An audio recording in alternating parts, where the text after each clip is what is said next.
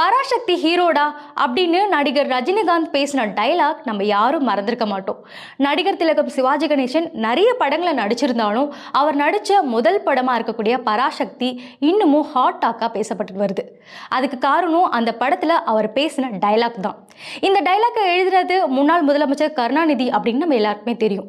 இந்த படம் அந்த காலத்தில் பேச தயங்கின பல விஷயங்களை உடைச்சி பேசினது அப்படின்றது தான் முக்கிய காரணமாக பார்க்கப்படுது.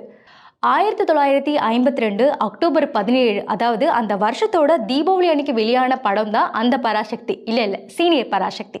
சரியா 74 வருஷத்துக்கு அப்புறமா 2026 பொங்கலுக்கு சிவகார்த்திகேயன் நடித்த இந்த பராசக்தி, அதாவது ஜூனியர் பராசக்தி வெளியாயிருக்கு. இவ்வளோ வருஷ இடைவெளியில் ஏற்கனவே வந்த ஒரு படத்தோட டைட்டிலில் திரும்பவும் ஒரு படம் வர்றது அப்படின்றது இதுதான் முதல் முறை. சரி, இதில் என்ன இருக்குது, இதை பற்றி என்ன சொல்ல வரீங்க அப்படின்னு தானே கேட்குறீங்க. சொல்கிறேன். 1952 வெளியாகி தமிழ் திரையுலகையே பெரும் பரபரப்பை ஏற்படுத்தியது அந்த பராசக்தி. பெயர் வெளியிட்டதுலேருந்து டீசர் வெளியீடு, ட்ரெய்லர் வெளியீடு, ஏன் ரிலீஸ் வரைக்குமே பெரும் பரபரப்பை ஏற்படுத்தியிருக்கு இந்த பராசக்தி. இப்படி இந்த இரண்டு பராசக்திக்குமே நிறைய ஒற்றுமைகள் இருக்கிறத நம்ம பார்க்க முடியுது. சரி, இப்போது சீனியர் பராசக்தியோட கதைக்கு வருவோம்.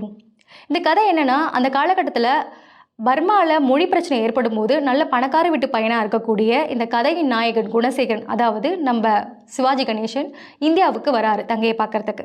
அப்படி அவர் இந்தியாவுக்கு வரும்போது அவருக்கு ஏற்படக்கூடிய நம்பிக்கை துரோகம், பணத்தை இழந்து தங்கச்சியோட அட்ரஸை இழந்து அவர் அலையும் பொழுது சமூகத்தில் அவர் பார்க்கக்கூடிய அவலங்கள் அதெல்லாம் அவர் கேள்வி கேட்குறதும், ஒரு சமூகத்தில் ஒரு பெண் கணவனை இழந்து அவங்க படக்கூடிய இன்னல்களும், இங்கே இருக்கக்கூடிய மூட நம்பிக்கைகள்லாம் கேள்வி கேட்குற மாதிரி இந்த படத்தோட கரு வந்து அமைக்கப்பட்டிருக்கும். சரி, இப்போ இந்த ஜூனியர் பராசக்தியோட கதை என்னன்னா, தான் உண்டு தான் வேலை உண்டு இருக்கக்கூடிய ஒரு இளைஞன் எப்படி மொழிக்காக தன்னோட சுயநல வாழ்க்கையை விட்டுட்டு பொதுநல வாழ்க்கைக்கு போகிறான், எப்படி மொழி போருக்கு தலைமை தாங்குறான் அப்படின்றது தான் இந்த கதையோட ஒரு கருவாக இருக்குது. இதுலேயும் பார்த்திங்கன்னா சேனை ஒன்று தேவை, தீ பரவட்டும் அப்படின்னு வசனங்கள்லாம் தெரிவிக்க விட்டுருக்காங்க. இது கூடவே பழைய பராசக்தியில் இருக்கக்கூடிய அந்த அழகான காதல் கதையை இந்த புதிய பராசக்தியிலையும் வந்து சொல்லியிருக்காங்க. அதுவும் இன்னும் கொஞ்சம் எக்ஸ்ட்ரா சொல்லியிருக்காங்க.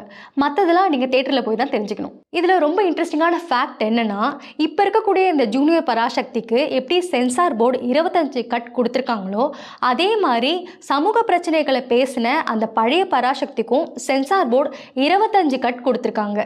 கேட்கவே ஆச்சரியமாக இருக்குல்ல, ஆனால் அதுதான் உண்மை. அப்போல்லாம் பெரிய தொழில்நுட்பம் இல்லாத காரணத்தினால மாற்ற வேண்டிய இடத்தெல்லாம் டப்பிங் ஆகவும், மாற்ற முடியாத இடத்தெல்லாம் மியூசிக் வச்சும் சமாளிச்சிருக்காங்க.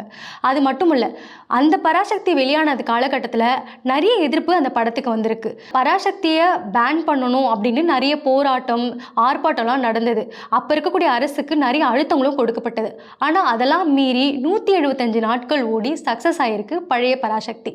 இந்த புதிய பராசக்தியை பார்த்தீங்கன்னா இப்போது மக்கள்கிட்ட நல்லா வரவேற்பு பெற்று நல்லா ஓடிட்டு இருக்கு. இதில் இன்னொரு ஒற்றுமையான ஃபேக்ட் என்னன்னு பார்த்தோன்னா, நம்ம நாடு சுதந்திரம் அடைஞ்சி மெட்ராஸ் மாகாணமாக இருந்த தமிழ்நாடு அதோட முதல் தேர்தலை 1952 எதிர்கொண்டுச்சு. அப்போது சீனியர் பராசக்தி வெளியாச்சு. இப்போது நம்ம தமிழ்நாடு 17வது தேர்தலை எதிர்கொள்ள போகுது. இப்போது இந்த ஜூனியர் பராசக்தி வந்திருக்கு. சீனியர் பராசக்தி வெளியாகும் போது அதுக்கு சென்சார் போர்டு அதிக கட்டுப்பாடுகளை விதிச்சது. அதுக்கு அந்த படத்தோட கதையும் வசனகர்த்தாவான கருணாநிதி கடும் கண்டனங்களை தெரிவித்தார். தற்போது அவரோட மகனும் சிஎம்மான ஸ்டாலின் சென்சார் போர்டை கண்டித்து கண்டனங்களை தெரிவிச்சிருக்காரு. இது கூடவே ஜனநாயக படத்தோட பிரச்சனையும் வரதுனால எந்த படத்துக்கு அவர் கண்டனம் தெரிவித்தார் அப்படின்றது நமக்கு தெரியல. இருந்தாலும் அவரோட கண்டனம் கன்ஃபார்ம்.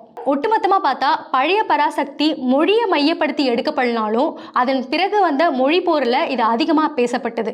தற்போது இந்த ஜூனியர் பராசக்தி மொழியை மையப்படுத்தி எடுக்கப்பட்டாலும் அது கூடவே அரசியல், பொருளாதாரம்னு எல்லாத்தையும் தொட்டு போயிருக்கு. 100 ஆண்டுகள் தமிழ் சினிமாவை பராசக்திக்கு முன் பராசக்திக்கு பின் அப்படின்னு தான் வரலாற்றில் எழுதுகிறாங்க. அந்த அளவுக்கு பராசக்தி சம்பவம் பண்ணியிருக்கு. அதே போன்ற ஒரு சம்பவம் ஜூனியர் பராசக்தி பண்ணுமான்னு பொறுத்திருந்து பார்க்கலாம். 1,25,00,000 மனங்களை வென்ற தந்தி டிவி யூடியூப் சேனல். தவிர்க்க முடியாத தம்ப்நெயில்ஸ், கலக்கலான கான்டென்ட்ஸ். நீங்களும் இந்த குடும்பத்தில் இணைய இப்பவே சப்ஸ்கிரைப் பண்ணுங்க. அசுரபலம் கொண்ட எங்கள் டிஜிட்டல் கரங்களில் உங்கள் விளம்பரங்களை சேர்க்க வாட்ஸ்அப் பண்ணுங்க. 8939888378. Email advtthanditv@dttv.in.